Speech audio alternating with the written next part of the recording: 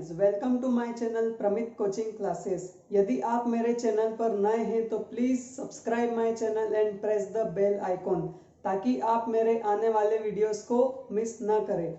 आज हम डिस्कस करेंगे हमारा टॉपिक 3 डायमेंशनल ज्योमेट्री का बहुत ही इंपॉर्टेंट क्वेश्चन देखने जा रहे हैं। इस वीडियो को देखने के बाद यदि आपके मन में कोई भी डाउट हो तो please feel free to ask in the comment box. तो चलिए शुरू करते हैं। तो आज के टॉपिक में हम 3D डायमेंशनल का बहुत ही इंपॉर्टेंट क्वेश्चन देखेंगे जो कि है show that the angle between any two diagonal of a cube is cos inverse 1/3। ये क्यूब है, इसकी जो डायगोनल्स है उसका जो एंगल है वो cos इनवर्स 1/3 हमें शो करना है। इतना सा ये क्वेश्चन है। तो यहाँ पर आपके सामने क्यूब की प्रॉपर्टीज आपको पता होगी कि 6 साइड्स एक क्यूब में इक्वल होती है। ये क्यूब बना हुआ है। यहाँ पर हमें डायगोनल का एंगल बताना है जो कि cos इनवर्स 1/3 हमें प्रूफ करना है। तो इसे हम कैसे प्रूफ करेंगे वो हम देखेंगे। तो यहाँ पर इस क्यूब में आप देखें कि यहाँ पर एक पॉइंट ले लेते हैं हम। इस पॉइंट को हम थोड़ा सा आगे बढ़ा ले तो इसको हम एक्स एक्सिस मान लेते हैं। यहाँ पर थोड़ा सा इसको एक्सटेंड कर ले तो इस पॉइंट को वाई एक्सिस मान लेते हैं और यहाँ पर आगे इसको जेड एक्सिस हम इसे मान लेते हैं। अब एक क्यूब में सारी साइड्स इक्वल होती है तो उस तरीके से यहाँ से यहाँ तक की जो डिस्टेंस है उसको हम ए डिस्टेंस मान लेते हैं। यहाँ से यहाँ तक की डिस्टेंस को हमने ए मान लिया है। तो ये जो पॉइंट हो गया ये अपना ओरिजिन होता है ओ। तो इसके कोऑर्डिनेट्स हो गए 0 0 0। यहाँ से यहाँ पर ये जो पॉइंट है एक्स एक्सिस का, एक्स एक्सिस पे y equal to 0 z equal to 0 होता है। तो उसी तरीके से ये जो पॉइंट हो गए यहाँ पर एक्स एक्सिस पर इसकी डिस्टेंस a हो गई, y 0 z 0। तो ये इसके कोऑर्डिनेट्स बन गए। इस पॉइंट को O नाम दिया, इस पॉइंट को हम A नाम दे देते हैं। उसी तरीके से y एक्सिस पर ये जो पॉइंट है इसको हम B नाम दे देते हैं। y एक्सिस पर x equal to 0 z equal to 0 होता है। तो x इक्वल टू 0 है, y का पॉइंट आएगा जो कि a डिस्टेंस है 0 a 0। तो ये इसके b के कोऑर्डिनेट्स आ गए। इसी तरीके से ये पॉइंट C है, C के कोऑर्डिनेट्स आ जाएंगे 0 0 a। ये कोऑर्डिनेट्स हमने इसके बना लिए। उसी तरीके से अब आप देखिए x एक्सिस और y एक्सिस से जो एक पॉइंट मिल रहा है वो है ये लाइन और y एक्सिस से जो मिलता है वो है ये लाइन। तो यहाँ पर हमने a b और c नाम दिया था, यहाँ पर मैं इसको l नाम दे देता हूँ इस पॉइंट को। तो L नाम देने से यहाँ पर x y z के फॉर्म में हमें कोऑर्डिनेट्स लिखना है। तो x पर यहाँ पर a दे रखा है, y पर यहाँ पर a दे रखा है और z पर यहाँ पर 0 दे रखा है। तो L के कोऑर्डिनेट्स हमारे सामने आ गए। उसी तरीके से x एक्सिस और z एक्सिस पे हमें ये दो लाइनें मैच होती हुई दिख रही है। तो L के बाद हम ऐसा करते हैं, पहले y एक्सिस ले लेते हैं m। तो यहाँ पर ये y एक्सिस ये है और z एक्सिस ये है, इससे मिलती हुई लाइनें ये वाली है, इसको हम m नाम देते हैं। तो इसके कोऑर्डिनेट्स हमारे बनेंगे, देखिए 0 और 0 है तो यहाँ पर 0 आ जाएगा, a और 0 है तो a लिख देंगे, 0 और a है तो a लिख देंगे। ये हो गया m के कोऑर्डिनेट्स। उसी तरीके से अब यहाँ पर m के कोऑर्डिनेट्स हम लिख देते हैं a 0। तो a लिखेंगे 0 0 0 लिखेंगे, 0 a लिखेंगे। तो l m n सारे कोऑर्डिनेट्स हमारे मिल गए। अब यहाँ पर एक और पॉइंट बचता है, ये इस पॉइंट को मैं p नाम देता हूं। तो p के कोऑर्डिनेट्स क्या होंगे, देखिए p यहाँ l से जुड़ रहा है, p यहाँ m से जुड़ रहा है और p यहाँ n से जुड़ रहा है। तो क्योंकि a दे रखा है तो यहाँ पर मैं नॉर्मली सभी में a लिख दूंगा। तो ये हमारे कोऑर्डिनेट्स वर्टिसेस हो गए। अब यहाँ पर डायगोनल वर्ड बोला है तो हमें डायगोनल भी बनानी होगी। तो डायगोनल में 0 से P तक की बनाता हूं, ये जो है मेरी डायगोनल है। उसी तरीके से n को मैं B से जोड़ता हूं, तो यहाँ पर डायगोनल ये वाली बनेगी। हमें ये डायगोनल और ये डायगोनल का एंगल जो है थीटा वो हमें फाइंड करना, वो हमें प्रूफ करना है कि जो एंगल है वो है cos इनवर्स 1/3। तो ये चीज तो आप समझ चुके हैं, एक्स वाई जेड, और एक्स वाई प्लेन पे z 0 होता है, वाई जेड प्लेन पे x इक्वल टू 0 होता है, जेड एक्स प्लेन पे y इक्वल टू 0 होता है। तो मैं इसे अब मिटा रहा हूं।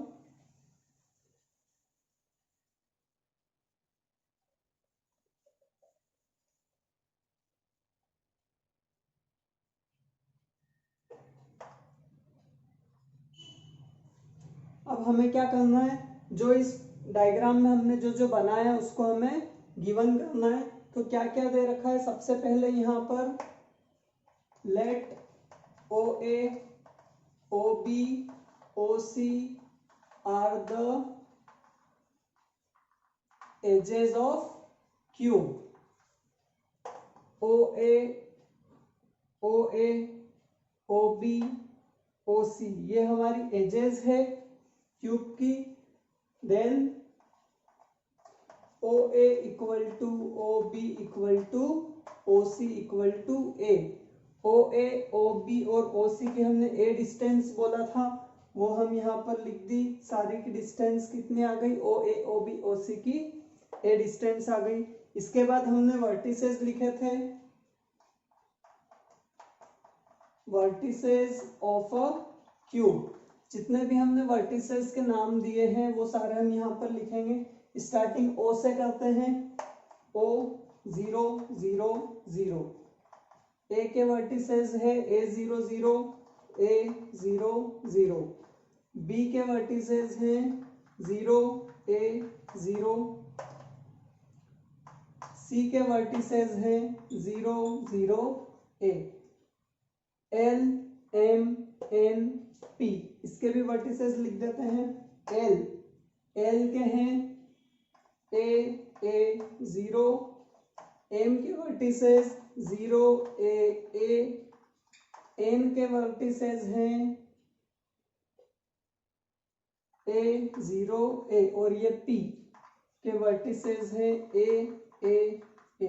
तो जो भी वर्टिसेस हमने डायग्राम में लिखे थे हमने उसे यहाँ पर डिस्क्राइब कर दिया है।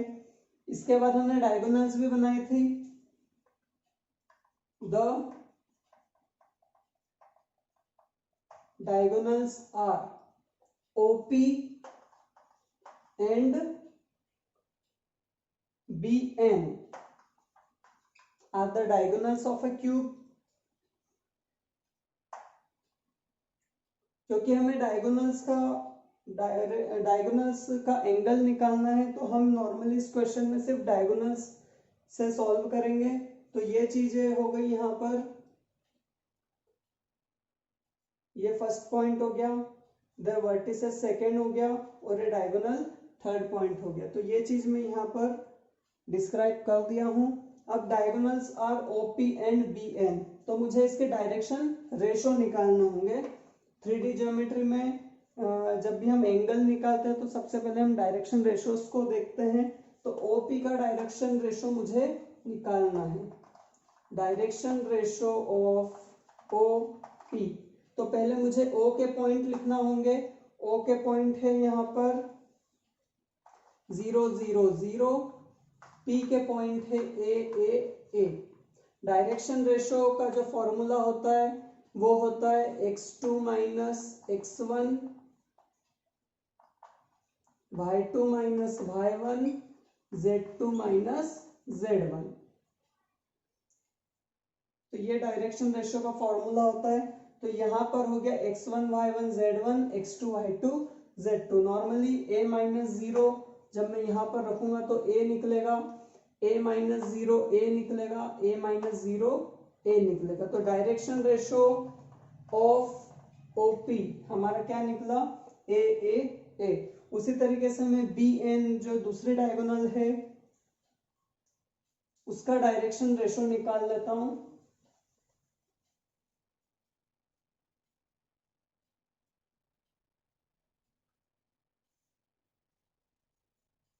यहां पर ही निकाल देता हूं direction ratio of B N का डायरेक्शन रेशो ये है हमारे पास बी और ये है एन। x2 माइनस x1 करेंगे तो इसका डायरेक्शन निकलेगा a minus 0a।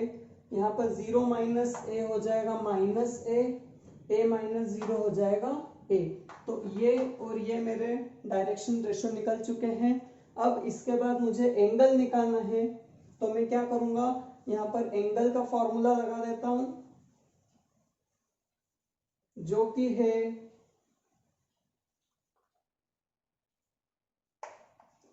Angle between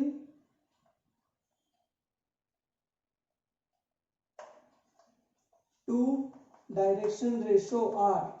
दो डायरेक्शन रेशोज के बीच का एंगल का जो फॉर्मूला होता है वो होता है cos theta equal to a1 a2 plus b1 b2 plus c1 c2 upon under root a1 square plus b1 square plus c1 square under root a2 square plus b2 square plus c2 square. तो ये formula होता है। अब यहाँ पर ये हो गया मेरे लिए a1 b1 c1, ये हो गया a2 b2 c2। तो सीधे मैं इसको इस फॉर्मूले में पुट कर दूंगा तो मुझे मिलेगा a1 into a2 a into a square plus b1 into b2 a into minus a into minus a होता है माइनस a स्क्वायर, तो plus minus minus a square हो जाएगा।